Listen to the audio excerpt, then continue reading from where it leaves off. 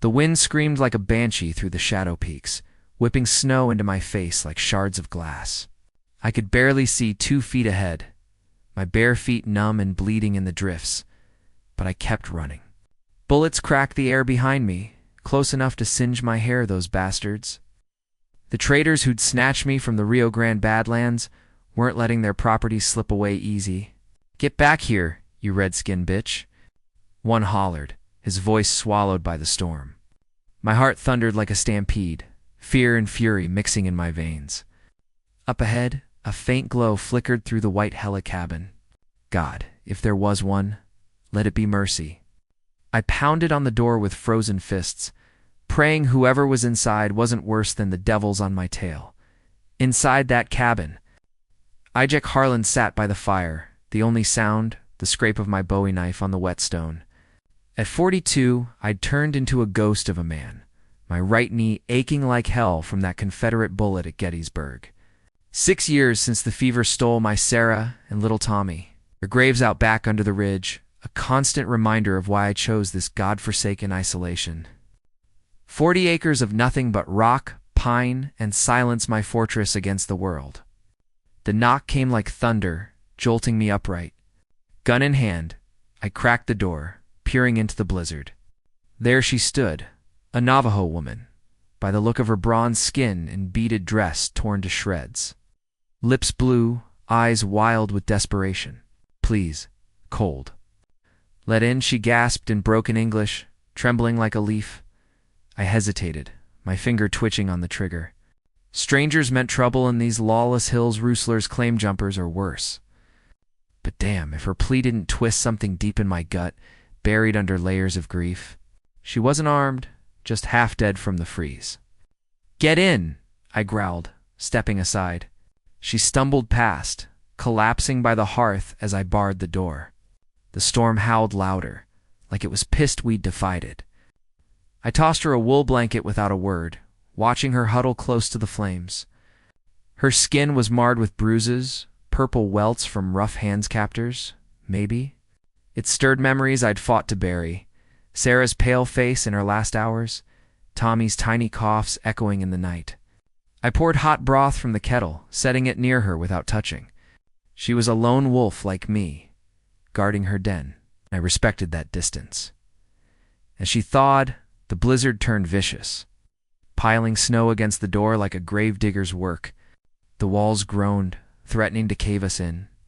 "Stay put," I muttered, grabbing my coat and shovel. Venturing out was suicide, but if we didn't clear a path, we'd be buried alive by morning. Wind slammed me back, snow blinding, my boots sinking deep. I dug like a madman, muscles burning, nearly losing my footing on an icy ledge. One slip and I'd tumble into the abyss. Heart pounding, I clawed my way back inside, slamming the door against the whiteout. Shemaiah, she'd whisper later, watched me with those fierce eyes, not saying a word, but something shifted. Gratitude. Or just survival's cold calculation. We sat in silence for hours, the fire crackling our only companion. Her trembling eased, but the bruises told a story. Rope burns on her wrists, a lash mark peeking from her neckline. It hit me like a gut punch, reminded me of old war buddies broken by captivity. "You from down south?" I finally asked, voice rough from disuse. She nodded slowly, sipping the broth. "Navajo. Scattered band. Captured near Rio Grande. Traders ... Sold me north. Escaped." Her words were halting, but her gaze held fire, hiding scars deeper than skin. I didn't press. Hell, I knew about hiding pain. Instead, I boiled rags and fetched salve from my kit. "Your feet?" I said, gesturing. She flinched at first when I knelt, my calloused hands gentle on her frostbitten skin raw, cracked heels, toes swollen red. But she sensed my honor, no lechery in my touch, and relaxed. A quiet bond sparked in that firelight, like embers catching tinder. Morning broke gray and unforgiving, the storm easing but leaving us snowbound. Maya stirred, wrapping the blanket tight.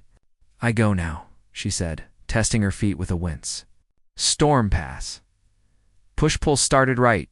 Their part of me wanted her gone, back to my solitude. The other, That buried compassion rebelled. No, you'll freeze out there. Stay till it's safe. Why help a savage woman, as the bigots in Iron Gulch would spit? Prejudice ran thick in these parts, whites like me shunning natives like her.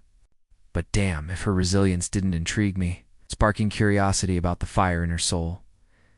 We fell into shared chores to pass the time. I handed her a knife, and we skinned rabbits from my traps, her hands skilled, precise, like she'd done it 1,000 times. Grandmother taught, she murmured, combing her tangled raven hair with fingers that danced like a melody. Her presence filled the cabin's emptiness, a long-forgotten song stirring my heart. Over venison stew that night, I opened up, gravelly voice cracking. Lost my family 6 years back. Fever hit hard in a winter like this. Sarah, my wife, went first, then little Tommy. Couldn't get a dock in time. Retreated here to escape the cruelty. She nodded, eyes mirroring my grief. My brother. Lynched by cattle barons? False theft. I left my people after. Alone now. Silent understanding hung between us, weighty as lead, bonding us in shared loss. But danger wasn't done with us. Next day, I headed out to check traps, rifle slung over my shoulder. The drifts were treacherous, and that's when the grizzly charged a starving beast. Eyes mad with hunger, barreling through the snow like a freight train. I fired wildly, the crack echoing off the peaks. But its claws raked my arm before it roared and fled, blood staining the white like crimson ink. I staggered back to the cabin, arm gashed deep, vision blurring. Maya met me at the door, eyes wide but steady. She patched me with herbal poultice from her knowledge, fingers deft on my torn flesh. Our eyes locked in vulnerability, hers, soft with concern, mine flickering with unspoken feelings. Why save me? She whispered. Because you're worth it, I thought, but said nothing. Curiosity building about this pull between us. Shadows of her pursuers loomed closer than we knew. That afternoon, 2 hired guns burst into the clearing on horseback, coats dusted white, revolvers drawn.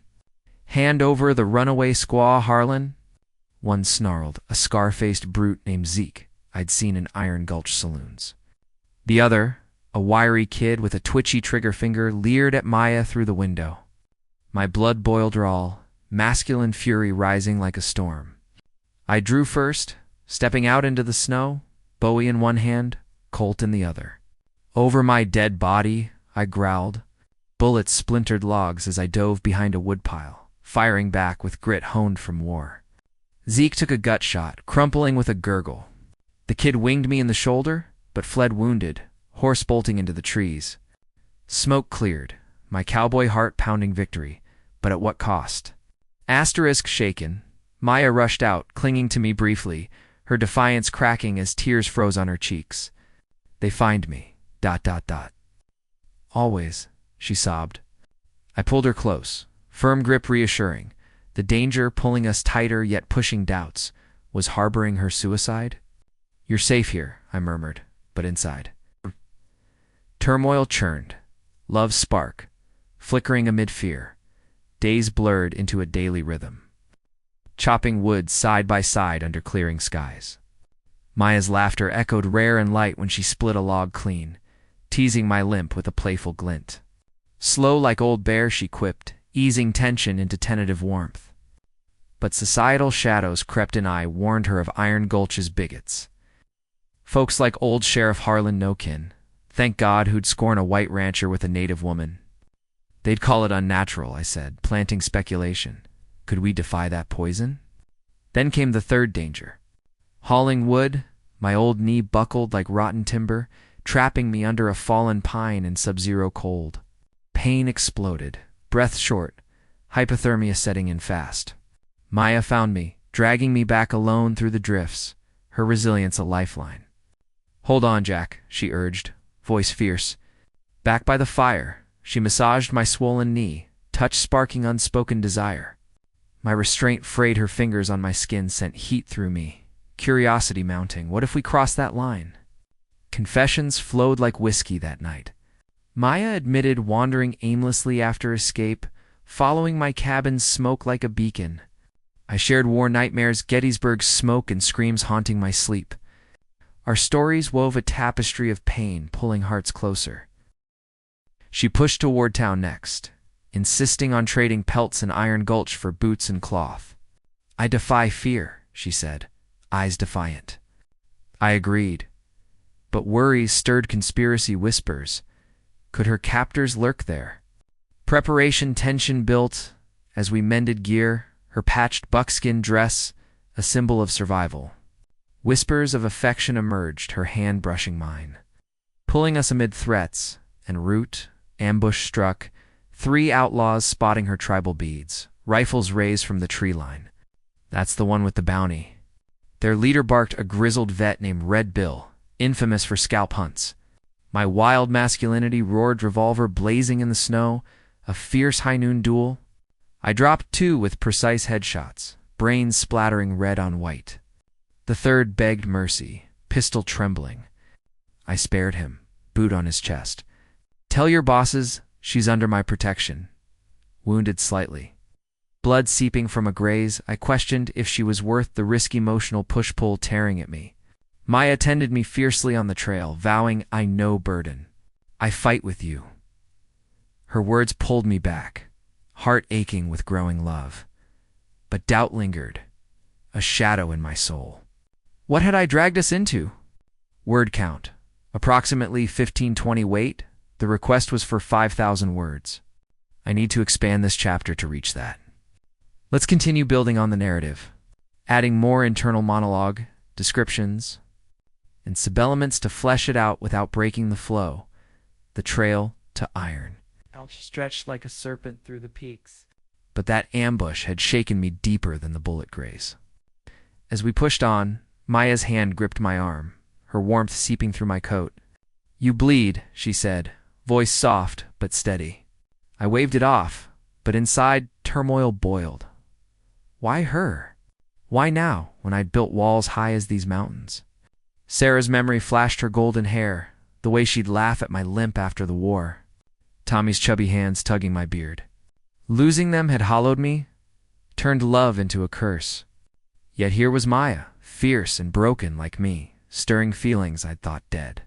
Push and pull my heart yearned to protect her, but fear whispered she'd bring more death. We made camp that night in a sheltered gulch, fire low to avoid eyes. Maya unpacked the pelts, her movements graceful despite the cold. Tell me about Sarah, she said suddenly, eyes on the flames. I stiffened, but the words tumbled out. She was light in the darkness. Met her after the war, in a Kansas town. Married quick, had Tommy. Fever took em fast. 3 days of hell. I buried them myself, hands blistered from frozen ground. Tears pricked, unbidden. She reached across, fingers tracing my scarred knuckles. Pain like that, ... It changes you, but you live.